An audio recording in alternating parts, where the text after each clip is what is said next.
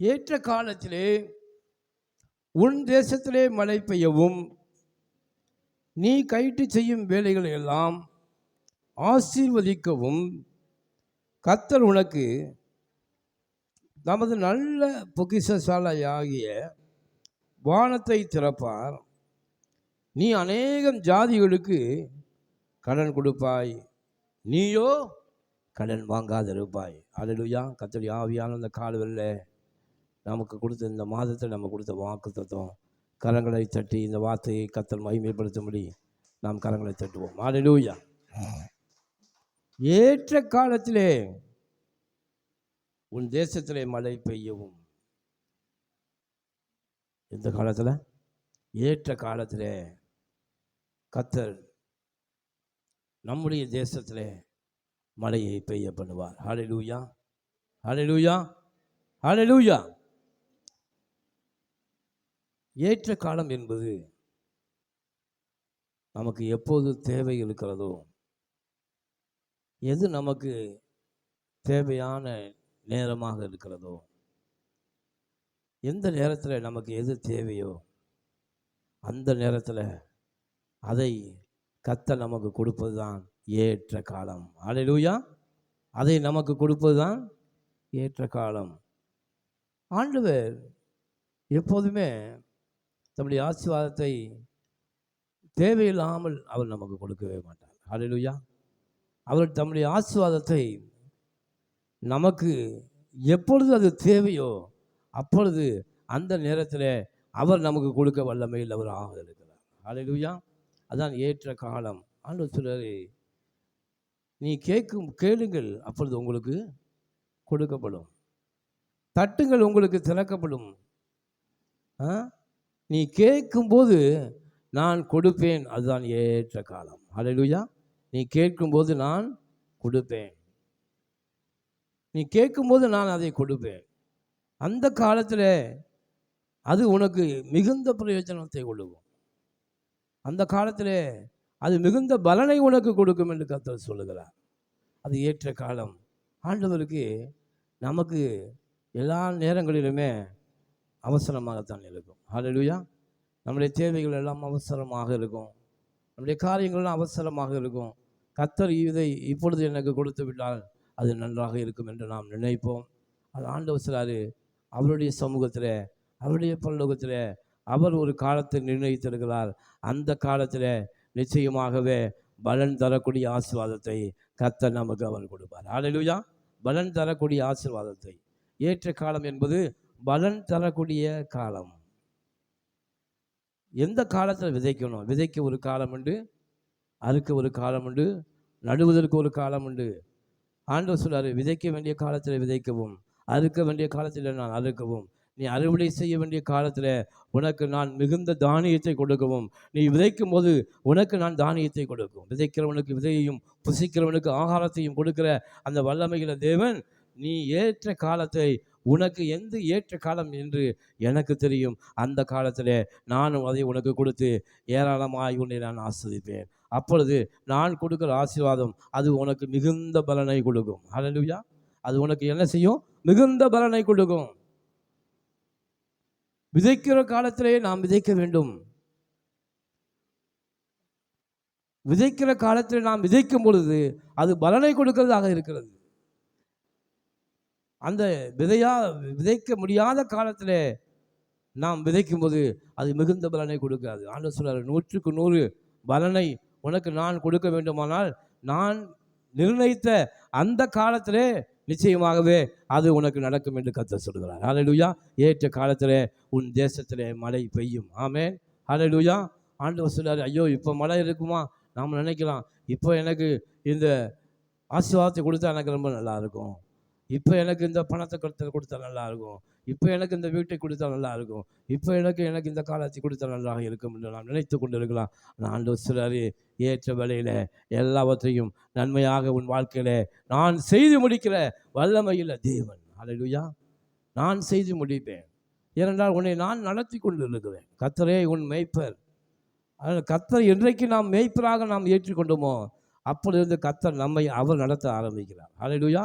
ஆடுகளை நடத்துகிற நல்ல மேய்ப்பனே என் வாழ்க்கையில் நன்மையும் கிருபையும் தொடரும்படி செய்கிறவரே, வல்லமை இல்லவரே, உம்முடைய கரத்தில் என்னை ஒப்புவிக்கிறேன், நீர் என்னை நடத்தும் என்று ஆண்டவர்கிட்ட நம்ம கேட்டோம்னா கர்த்தர் நம்மை செழிப்புள்ள பாதைகளிலே நடத்த வல்லமையுள்ள தேவனாக இருக்கிறார். ஹல்லேலூயா. செழிப்பான பாதையிலே அவர் நடத்துவார். நல்ல இலைகள் உள்ள பகுதியிலே கர்த்தர் நம்மை நடத்துவார். நல்ல தண்ணீருள்ள நீர் ஓடைகளிலே கர்த்தர் நம்மை நடத்துவார். அதனால் உன் செய்கைகளை கர்த்தருக்கு ஒப்புவி, அப்பொழுது அவர் உன் காரியங்களை வாய்க்க பண்ணுவார். ஆமென்.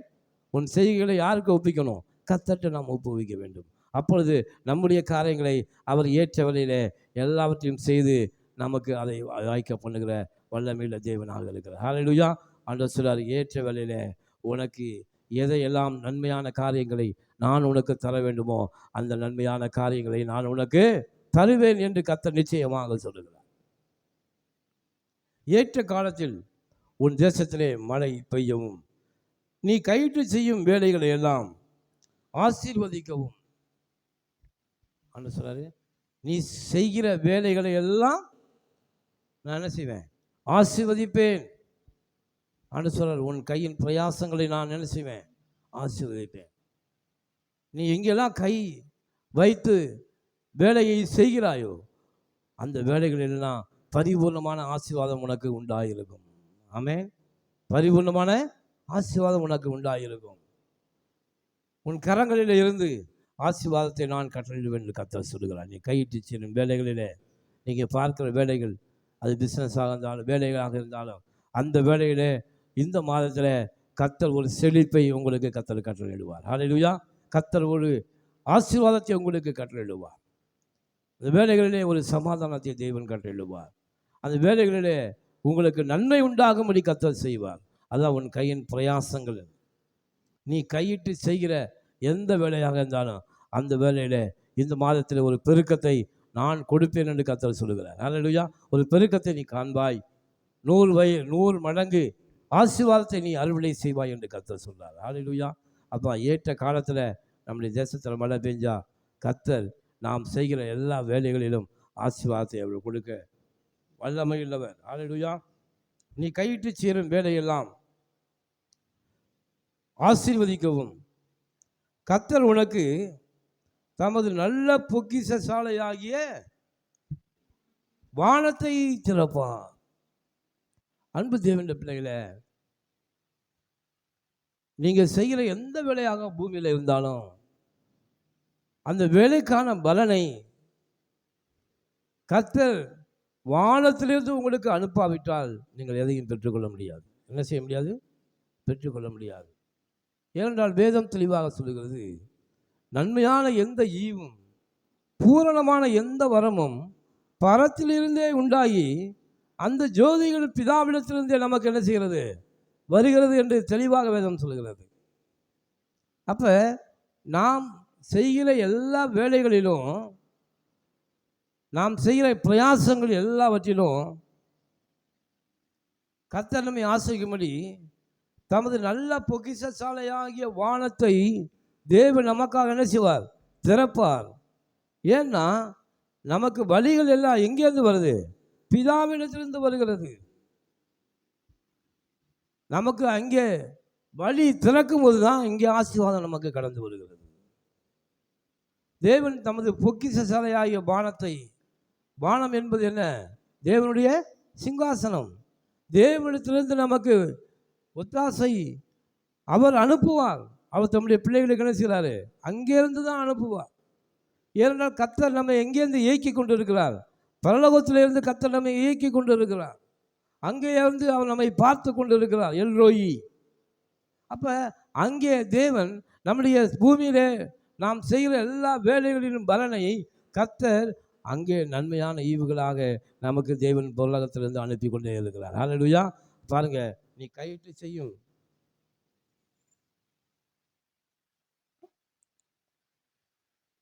உன்னை கர்த்தர் உனக்கு தமது நல்ல பொக்கிஷ சாலை, நல்ல பொக்கிஷ சாலை. பரலோகத்தில் என்ன இருக்கு? நல்ல பொக்கிஷ சாலை. அப்படின்னா அது அங்கே தீமையே கிடையாது. ஆண்டவர் தம்முடைய பொக்கிஷ சாலை என்பது நமக்கு தேவன் வைத்திருக்கிற ஆசீர்வாதத்தின் ஒரு அறை, ஒரு கருவூலம், ஒரு ட்ரெஸ்ஸரி. அந்த ட்ரெஸ்ஸரியிலிருந்து நமக்கு நல்ல காரியங்களை அனுப்புவார். ஏன்னா அங்கே நன்மை தான் இருக்கிறது.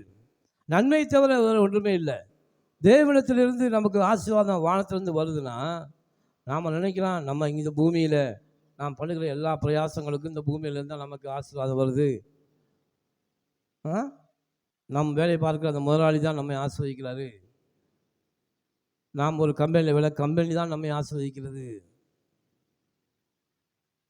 இப்படி தான் நம்ம நினச்சிக்கிட்டு இருக்கோம். இல்லை, ஒன்று மாற்ற தெரிந்து கொள்ளுங்கள்.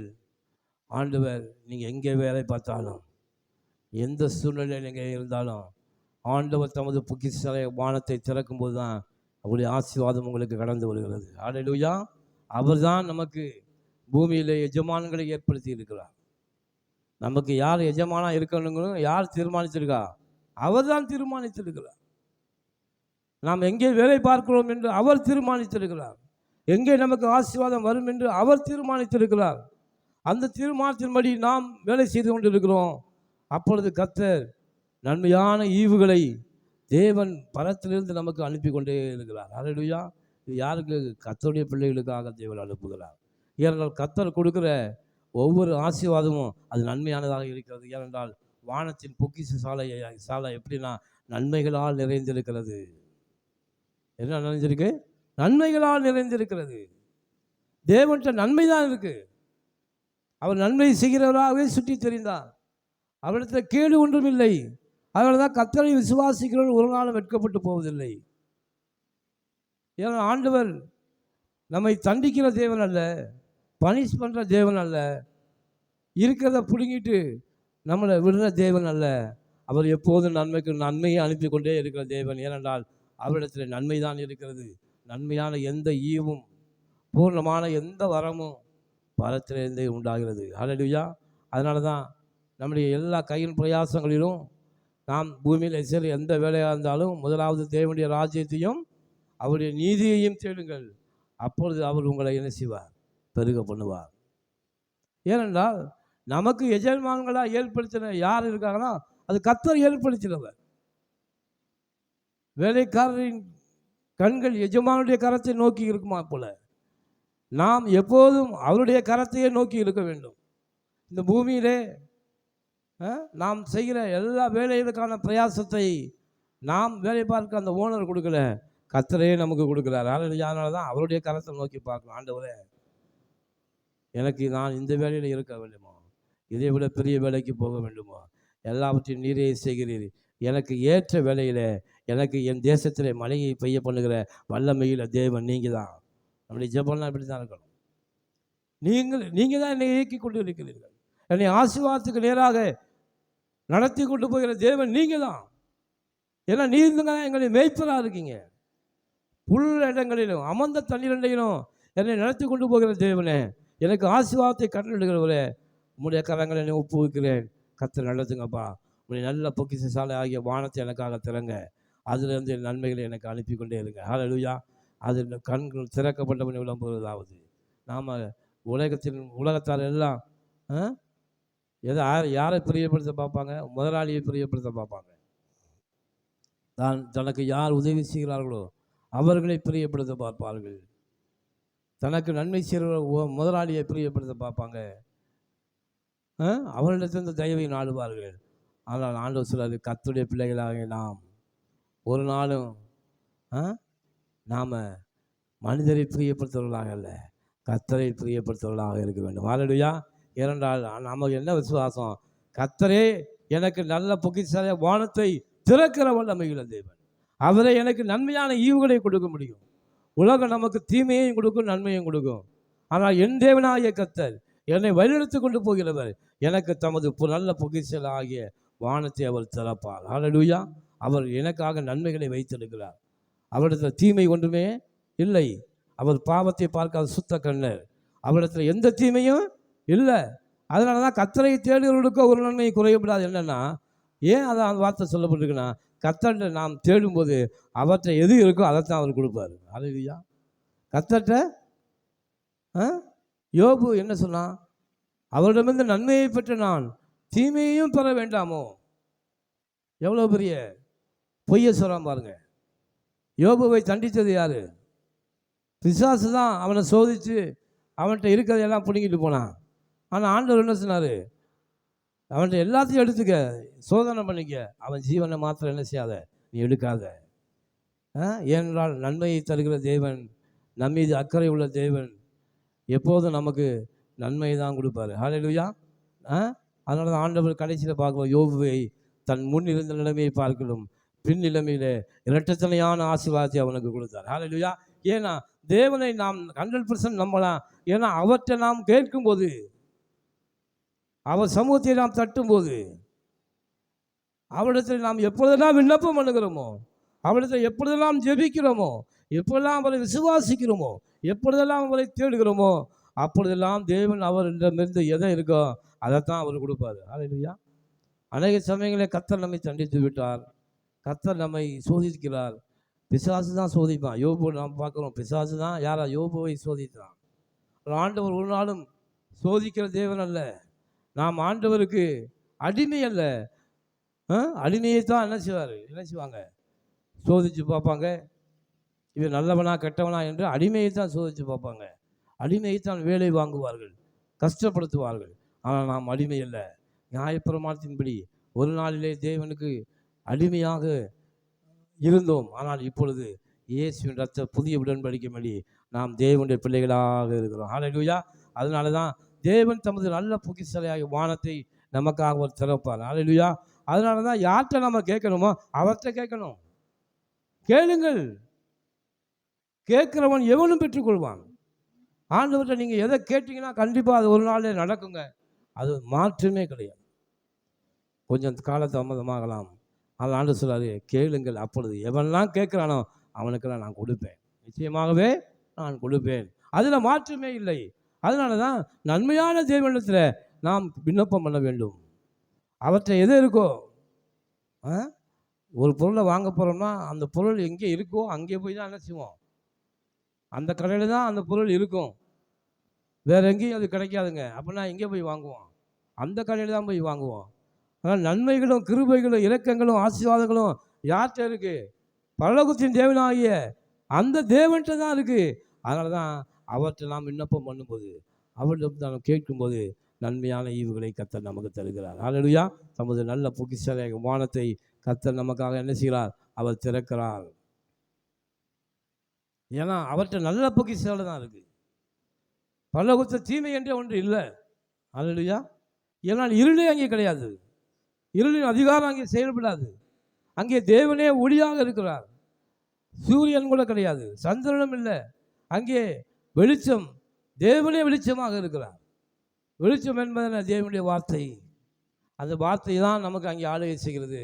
அதனால் தேவனிடம் இருக்கிறது எல்லாம் நன்மையாகத்தான் இருக்கிறது. அதனால் அந்த நல்ல தேவனை நாம் கண்டுபிடித்து விட்டோம். உலகம் இன்னும் கண்டுபிடிக்கல. ஹல்லேலூயா. உலகத்தால் இன்னும் என்ன செய்யலை, அதை கண்டுபிடிக்கவில்லை. அதனால தான் தடுமாறி கொண்டிருக்காங்க. ஆனால் நாமோ அந்த நல்ல தேவனை கண்டுபிடித்து விட்டோம், அந்த வல்லமையில தேவனை கண்டு கொண்டோம். அதனால தான் அவற்றை நம்ம கேட்குறோம். அவர் நமது நல்ல பொக்கிஷாலாகிய வானத்தை நமக்காக அவர் திறக்கிறார். ஹல்லேலூயா. நீ அநேகம் ஜாதிகளுக்கு கடன் கொடுப்பாய். ஹல்லேலூயா. ஆண்டவர் நம்முடைய பொசிஷனை எப்படி மாற்றுறா பாருங்க. நீ இந்த மாதத்தில் நீங்கள் கடன் வாங்குறவர்களாக இல்லை, கடன் அனைகளுக்கு கொடுக்கிறவர்களாக நான் மாற்றப் போகிறேன். கரங்களை தட்டி கர்த்தருக்கு நன்றி செலுத்துங்கள். ஹல்லேலூயா. நிச்சயமாகவே இனி நீ கடன் வாங்குவதில்லை. ஆண்டவர் சொல்றாரு, நான் உனக்கு நல்ல பொக்கிஷத்தை வானத்தை திறக்கும் போது நீ கடன் வாங்க வேண்டிய அவசியமே இல்லை. ஆண்டவருடைய பொசிஷனை எப்படி மாற்றுறாரு பாருங்க. தம்முடைய வார்த்தையினாலே தேவன் நமக்கு எப்படி நம்ம பொசிஷனை மாற்றுறாரு பாருங்க. இதுவரைக்கும் ஒரு மனிதன் கடன் வாங்கி கொண்டு இருந்தான். ஆனால் ஆண்டவர் சொல்ற, எனக்கு அது விருப்பம் இல்லைப்பா, நீ கடன் வாங்குவது எனக்கு விருப்பம் இல்லை. அதுக்காக கடனை வாங்காமல் இருக்கணும்னு ஆள் இல்லை. உன்னுடைய பொசிஷன் அப்படி இருக்கு, உன் சூழ்நிலை அப்படி இருக்கு. நீ கடன் வாங்கினதுனால நீ பாவி அல்ல. ஆண்டவர் சொல்றாரு, உன் சூழ்நிலை நிமித்தம் தான் என்ன செய்யற, நீ கடன் வாங்குற. உன் சூழ்நிலையை நான் அறிந்திருக்கிறேன். உன் சூழ்நிலை எப்படி இருக்கு? கடன் வாங்குகிற சூழ்நிலை தான் உனக்கு இருக்கு. ஆனால் ஆண்டவர் இந்த மாதத்தில் ஆண்டவர் சொல்கிறாரு, உன் சூழ்நிலைகளை மாற்றுகிற தேவன் நான். ஹல்லேலூயா. நீ உன்னுடைய சூழ்நிலை மாறப்போகுது. நீ கடன் வாங்குறவனாக நீ இருக்க மாட்ட, நீ கடன் கொடுக்கிறவனாக இருப்பாய். ஹல்லேலூயா. கடன் கொடுக்கிறவனாக உன் பொசிஷனை நான் உயர்த்த போகிறேன். கர்த்தர் எப்போவுமே அப்படி தாங்க, நம்முடைய பொசிஷனை உயர்த்துகிற தேவன் தான். நாம் இருக்கிற சூழ்நிலையில் இருந்து நம்மை உயர்த்துகிற தேவன் தான் நம்முடைய ஆண்டவர். ஆண்டவர் சொன்னார், உன்னை நான் ஆசீர்வதிக்கவே ஆசீர்வதித்து உன்னை நான் பெருகவே என்ன செய்வேன்? பெருக பண்ணுவேன். ஆபிரகாமை தேவன் அழைத்து இந்த வார்த்தையை சொன்னார், வாப்பா நீ என்னை நம்பி வந்துட்ட, நான் உனக்கு காண்பிக்கிற தேசத்துக்கு நீ போ என்று சொன்ன உடனே நீ வந்துட்ட, என்னை நம்பி கர்த்தரை நம்புகிறவனோ செழிப்பான். ஆபிரகாம் செழித்தான். அவனை பொன்னும் வெள்ளியுமுடைய சீமானாக ஆண்டவர் அவனை மாற்றினார். ஏன்னா கர்த்தர்ட்ட வந்தவன் ஒரு நாள் கெட்டு போனதே கிடையாது. கர்த்தரை நம்புகிற எவனும் தரித்திரனாக இருக்க முடியாது, அவன் செழிப்புள்ளவனாக இருக்க வேண்டும் என்பதே தேவனுடைய திட்டம். ஏனென்றால் முன்னிருந்த சூழ்நிலையில் இருக்க வேண்டிய அவசியம் இல்லை. கர்த்தரை என்னைக்கு நம்பிட்டியோ அன்னிலிருந்து உன் பொசிஷன் மாறுது. அடிமையாக இருந்த நம்மை இயேசு தம்முடைய விலையேறப்பட்ட இரத்தத்தினாலே நம்மை அந்த அடிமைத்தனத்திலிருந்து மீட்டு இப்பொழுது தேவனுடைய பிள்ளைகளாக முடிய அதிகாரத்தை நமக்கு தந்து அவருடைய பிள்ளைகளாக கர்த்தர் நம்ம என்ன செய்கிறாரு? நம்முடைய பொசிஷனை நம்ம உயர்த்தி வச்சிருக்காரு. முன்ன நம்ம எப்படி இருந்தோம்? நியாயப்பிரமாணத்தின்படி அடிமையாக இருந்தோம், பாவத்திற்கு கீழாக விற்கப்பட்டோம், எல்லா சாபத்துக்கும் நம்ம பாத்திரவனாக இருந்தோம், நம்ம தலையில் எல்லா சாபமும் இருந்துச்சு. ஆண்டவர் இந்த சாபத்தை எல்லாம் எடுத்து போட முடியாது. என்னை விசுவாசிக்கிறவன் ஒரு நாளும் கெட்டு போக மாட்டான். ஹல்லேலூயா. யாரெல்லாம் ஆண்டவர் இயேசுவை விசுவாசித்து அவருடைய இரத்தத்தினாலே என்னுடைய பாவம் போகும் என்று நீங்கள் நம்பி, அவர் தேவனுடைய குமாரன், அவருடைய இரத்தம் என் பாவங்களை கழுவ வல்லமை உள்ளது, என் சாபங்களை போக்க வல்லமை உள்ளது, எல்லாம் அவருடைய இரத்தத்தினாலே கழுவப்படும் என்று உங்கள் உள்ளத்தில் விசுவாசித்து நீங்கள் ஏற்றுக்கொண்டால் ஆண்டவர் உங்கள் பாவத்தை நீக்கி நீதிமானாய் மாற்றி தேவனுடைய பிள்ளையாக ஒரு பெரிய அந்தஸ்தை கர்த்தர் நமக்கு கொடுக்குறார். ஹல்லேலூயா. ஒரு பெரிய அந்தஸ்தை கொடுக்குறார். அது வரைக்கும் பிசாசுடைய பிள்ளைகளாக இருந்த நம்ம இப்போ தம்முடைய இரத்தத்தை விசுவாசிக்கிற ஒவ்வொருவனுக்கும் தேவனுடைய பிள்ளை என்ற அதிகாரத்தை கர்த்தர் நமக்கு வாங்கி தந்திருக்கிறார். ஹல்லேலூயா. இது பாருங்க, அதுதான் நம்முடைய பொசிஷனை உயர்த்துகிற தேவன். நீ இப்போது இருக்கிற இந்த சூழ்நிலையே நீ இருக்க வேண்டிய அவசியம் இல்லை. நீ என்னை நம்பினா உன் பொசிஷன் மாறும். ஆபிரகாம் நாடோடியாக போனான், ஆண்டவர் காண்பிக்கிற தேசத்துக்கு நம்பி போனான். அங்கே என்ன இருக்குன்னு அவனுக்கு தெரியாது, எப்படி நான் ஆசிரியக்கப்படன்னு தெரியாது. ஆனால் அவன் தேவனாலே ஆசீர்வாதம் பெற்றவனாக பொன்னும் வெள்ளியும் முடிய சீமானாக மாறினான் என்று பார்க்கிறோம். ஏனென்றால் கர்த்தராலே அழைக்கப்பட்ட ஜனம் நாம். ஹல்லேலூயா. தேவனாலே தெரிந்து கொள்ளப்பட்ட ஜனம் நாம். தாயின் கருவிலே ஒரு தாய் உருவாவதற்கு முன்பாகவே அவருடைய கருவிலே நம்மை கண்ட தேவன் நம்முடைய தேவன். ஹல்லேலூயா. அதனால தான் ஆண்டவர் உங்களை அழைத்திருக்கிறார். ஆண்டவர் சொல்றாரு, நீயோ அநேக ஜாதிகளுக்கு நீ கடன் வாங்காதிருப்பாய்.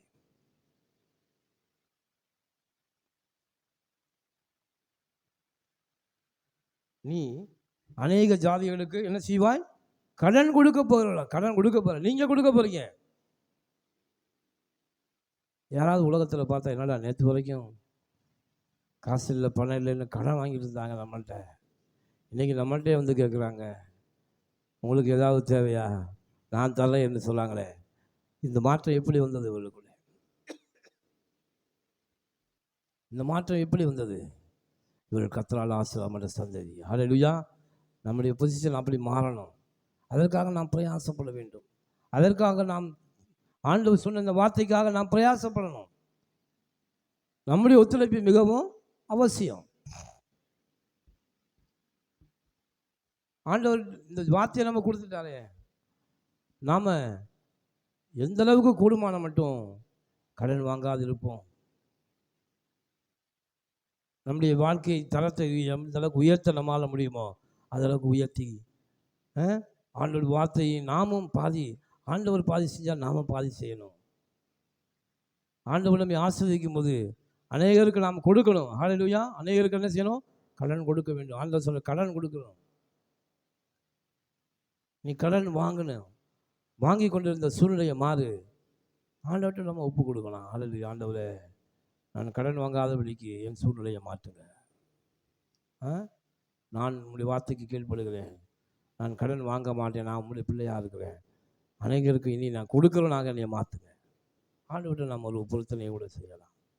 என்றைக்கு நீங்கள் கடன் வாங்க மாட்டேன் என்று தீர்மானம் செய்கிறீர்களோ, அன்றைக்கு கர்த்தர் தமது நல்ல பொக்கிஷங்களை வானத்தை உங்களுக்காக திறக்க ஆரம்பிக்கிறார். ஏன்னா எனக்கு ஒத்தாசை வரும் பருவத்துக்கு நேராக நான் என் கண்களை ஏறெடுப்பேன். யாரெல்லாம் எனக்கு கடன் கொடுக்குறாங்க, அவங்க ஒத்தாசையை நான் எதிர்பார்த்து அடைய வேண்டிய அவசியம் எனக்கு இல்லை. எனக்கு ஒத்தாசை அனுப்புகிற தேவன் என்னுடைய தேவன். அவருடைய கரத்தை நான் நோக்கி பார்ப்பேன். முதலாவது தேவனுடைய ராஜ்யம் என்பதை அவரை முதல்ல நோக்கி பார்க்கணும். ஆண்டவர்கிட்ட எனக்கு ஒத்தாசை வருமா? அந்த பிரச்சனையிலிருந்து நான் விடுவிக்க முடியுமே. இந்த பிரச்சனையிலிருந்து நான் விடுவிக்க விடும்படி கர்த்தர் தம்முடைய கரத்தை எனக்கு என்ன செய்வார்? தருவார். ஆண்டவரே, எனக்கு நீங்கள் உதவி செய்யுங்க. உலகத்தாரிடத்திலிருந்து நான் எந்த உதவி எதிர்பார்க்கிறேன், நீங்கள் எனக்கு உதவி செய்யுங்க. அப்பொழுதுதான் நான் கடன் கொடுக்கிறவனாக மாற முடியும். ஆண்டவர்கிட்ட நான் பொருத்தனை பண்ணலாம். நான் இனிமேல் கடனே வாங்க மாட்டேன். அப்படி பொறுத்து நீங்கள் பண்ணுகிறார்கள், கர்த்தர் உங்கள் வாழ்க்கையை டேக் ஓவர் பண்ணுவார். ஹல்லேலூயா. நிச்சயமாக அவர் பொறுப்படுத்திக் கொள்வார். உங்களை கடன் கொடுக்கிறவர்களாக கர்த்தர் மாற்ற வேண்டுமா? தேவனுடைய சித்தம். நீ கொடுப்பா, நீ கொடுக்கிற ஜாதி என்று கர்த்தர் சொல்கிறார். ஹல்லேலூயா. நீ ஆசீர்வாதம் பெற்ற சந்ததி என்று அறிந்து கொள்வார்கள். அப்படின்னா அநேருக்கு நீ கடன் கொடுக்கும்போது இவன் ஆசீர்வதிக்கப்பட்டவன் என்று கர்த்தர் சொல்லுவாங்க. அது கர்த்தருடைய நாமத்துக்கு என்ன கொண்டு வரும்? மகிமையை நாம் கொண்டு வருவோம். எந்த ஆற்றலும், எந்த செயலும், எந்த வெற்றியும் நமக்குள்ளே தான் கர்த்தர் வச்சிருக்காரு. ஹல்லேலூயா. நாம் நினச்சா எதையும் என்ன செய்யலாம்? சாதிக்க முடியும் என்று கர்த்தர் சொல்லுவார். ஏன்னா நான் தனியாளா இல்லை, நமக்குள்ளே தேவன் இருக்கிறார். நமக்குள்ளே யார் இருக்கா? தேவன் இருக்கிறார். அவரோடு இணைந்து எந்த ஒரு காரியத்தின் பூமியிலே வெற்றியாக செய்ய நம்மால முடியும். நாம் தீர்மானிக்கும் போது நான் ஒரு பெரிய சாதனையாளராக நல்லா வர முடியும். அதற்கான முயற்சியில் நாம் இறங்கும்போது பெரிய வெற்றியாளராக வர முடியும். தேவனுக்கென்று பெரிய சாதனை, கர்த்தருக்கென்று பெரிய சாதனையாளர் மாறின பவுலை நீங்களாம் பார்த்திய வாழ்க்கையை பார்த்தீங்கன்னா, அவன் தீர்மானித்தான். தேவன் தெரிந்து கொண்ட அந்த சனமே தேவனுடைய ஊழியத்திற்கு புறப்பட்டு போனான். எல்லா வெற்றிகளும் கர்த்தர் நமக்குள்ள தான் வச்சிருக்காரு. ஹல்லேலூயா. நாம் எடுக்கிற தீர்மானம் தான் ரொம்ப முக்கியம். நான் இப்படியாக விரும்புகிறேன் என்று நீங்கள் நினைச்சா அப்படியே நீங்கள் ஆவீர்கள். ஹல்லேலூயா. நான் அநேகர் கடன் கொடுக்கிறவனாக மாறப்போகிறேன் அப்படின்னு நீங்கள் உள்ளத்தில் தீர்மானிக்கும் போது அநேகர் கடன் கொடுக்கிறவனாக நீங்கள் மாறுவீங்க. ஹல்லேலூயா. நீங்கள் உங்கள் விருப்பம் இல்லாமல் எதுவுமே நடக்காது. என் உள்ளத்துக்குள்ளே நான் எப்படியெல்லாம் நான் வாழ விரும்புகிறேன் என்று நீங்கள் கற்பனை பண்ணி பாருங்கள். நான் இப்படி தான் இருக்க போகிறேன், நான் இப்படித்தான் இருக்க போகிறேன், இதை நான் விரும்புகிறேன். கர்த்தர் சொல்றார், உன் விருப்பத்தின்படி உனக்கு ஆக கடவுது. அப்போ நம்முடைய விருப்பங்கள், நான் பெரிய ஆளாக வரணும் அப்படின்னு நாம் விரும்பினா கர்த்தர் அதை நிறைவேற்றுவார். ஹல்லேலூயா. நீ எதை வெறுக்கிறாயோ அதை கர்த்தரும் வெறுக்கிறார். நான் தரித்திரனாக இருப்பது தேவனு எனக்கு விருப்பம் இல்லை. ஆண்டவரே, என்னை மாற்றுங்க. நான் கடன் வாங்குவது எனக்கு விருப்பமே இல்லை, ஆனால் என் சூழ்நிலை நிமித்தம் நான் வாங்குகிறேன். இது எனக்கு விருப்பம் இல்லை. நீங்கள் அதை வெறுத்து விடுங்கள். என்னை ஆசீர்வதிங்க. நான் எப்போதும் உங்கள் கருத்தை நோக்கி பாருங்க. எனக்கு ஒத்தாசை நீங்கள் அனுப்புங்க. என்றைக்கு நாம் இப்படி தீர்மானிக்கிறோமோ அன்றைக்கு நாம் அநேக ஜாதிகளுக்கு கடன் கொடுக்கிறவர்களாக மாறுகிறோம். ஹல்லேலூயா. அநேக ஜாதிகளுக்கு ஆண்டவர் விருப்பத்தையும் செய்கைகளையும் அவரே நமக்குள்ளே உருவாக்குகிறதையும் நாங்கள் இருக்கிறோம். நீ எதை ஆக வேண்டும் என்று விரும்புகிறாயோ அதை நிறைவேற்ற வல்லமையுள்ள தேவனாக இருக்கிறோம். ஹல்லேலூயா. அதனால தான் எல்லா வெற்றிகளும் நமக்குள்ள தான் இருக்குது. ஏன்னா நமக்குள்ள தான் கர்த்தரே இருக்காது. ஆமென். ஹல்லேலூயா. அதனால் ஒரு வெற்றியாளனாக நான் மாற வேண்டுமா? ஆண்டவர் சொல்ல நீங்கள் தீர்மானம் பண்ணுங்க.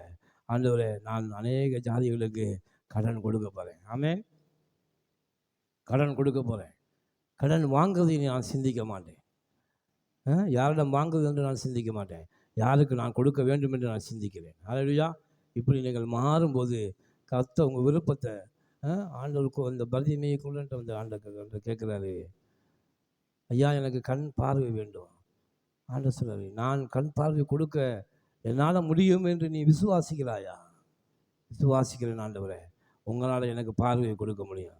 உன் விசுவாசத்தின்படி உனக்கு ஆக கிடவுது. நீ விசுவாசிட்டில, என்னால் உனக்கு கொடுக்க முடியும்னு நம்பிட்டில, கண்ணை என்னால் திறக்க முடியும்னு நம்பி என்றைக்கு அதை நம்பி விட்டாயோ அப்படியே உனக்கு சுகம் உண்டாயிற்று.